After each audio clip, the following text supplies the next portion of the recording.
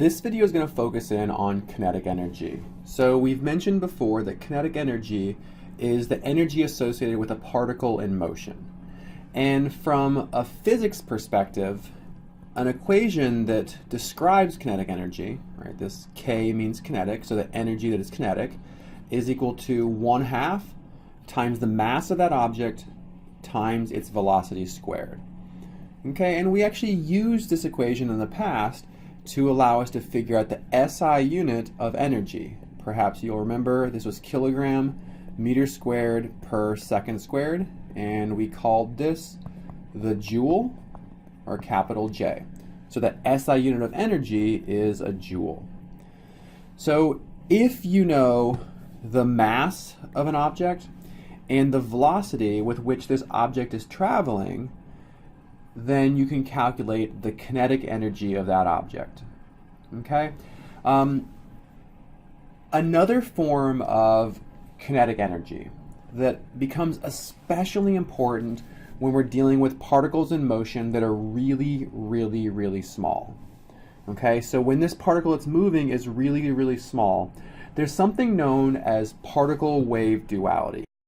Okay, so particle-wave duality is a postulate that tells us that a particle interacts with a surface with the properties of a particle.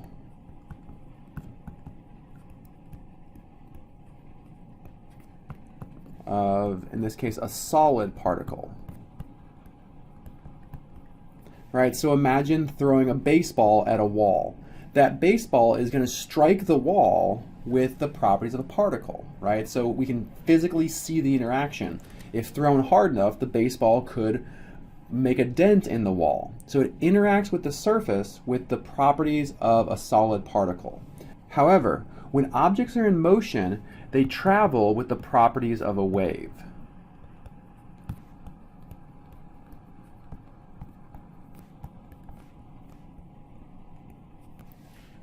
Okay, and this is a really, really, really important postulate. Again, this is particle-wave duality.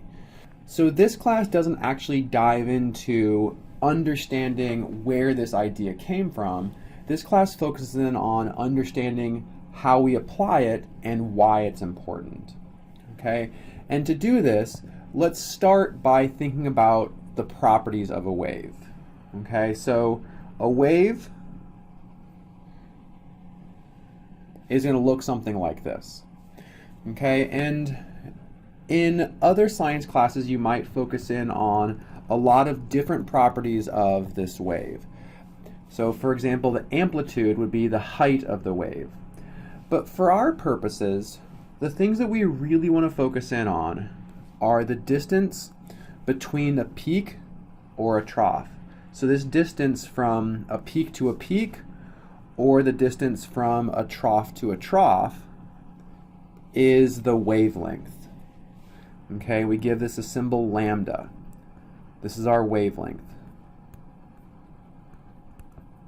Okay, and it doesn't matter what part of the wave you're looking at, they should all have the same wavelength.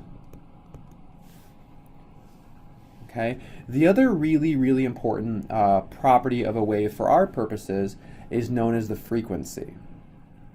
Okay, and the frequency is, if we were to choose a position, let's choose this position, this point right here. We are going to put our eye here, right? So there's an eye.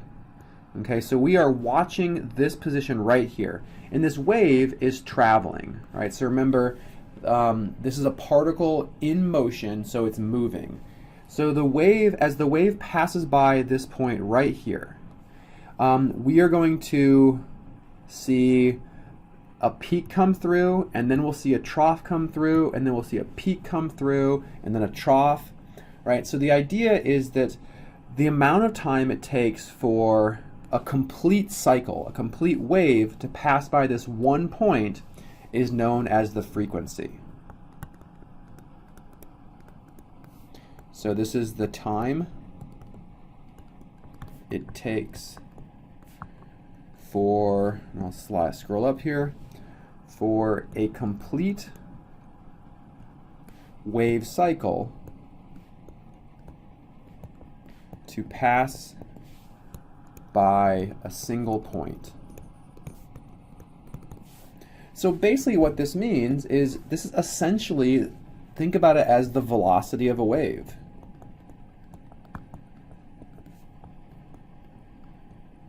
How quickly is this wave moving? Okay, but it's different than velocity because velocity deals with a distance over a time. This time we're just thinking about how quickly it's moving. So frequency, we give the symbol nu. Okay, this is our frequency. And frequency has the unit hertz, which is per second. So second to the minus 1. This equals 1 divided by seconds. Okay, we'll commonly see this written as hertz, Hz. So this is the frequency of a wave. How quickly this wave is passing by a specific point. The other important property was the wavelength. This is the distance from a peak to a peak or a trough to a trough. And as you might predict, this has the unit of length, so it'll have an SI unit of meters. Okay, so these are the two really important properties of waves that we care about. And the reason that we care about them is that they will allow us to calculate the energy of a particle in motion if we know either the frequency or the wavelength. So the energy of a wave is equal to Planck's constant, which I'll talk about this in a second, times the frequency. Okay, this is a really important equation to remember. The energy equals Planck's constant times its frequency. H, which is Planck's constant, this has a value of 6.626 times 10 to the minus 34th, and the unit is joules times seconds. Okay, so if you know the frequency in hertz, you can take that frequency times Planck's constant and you can calculate the energy of the wave. The other really useful relationship is the relationship between frequency and the wavelength.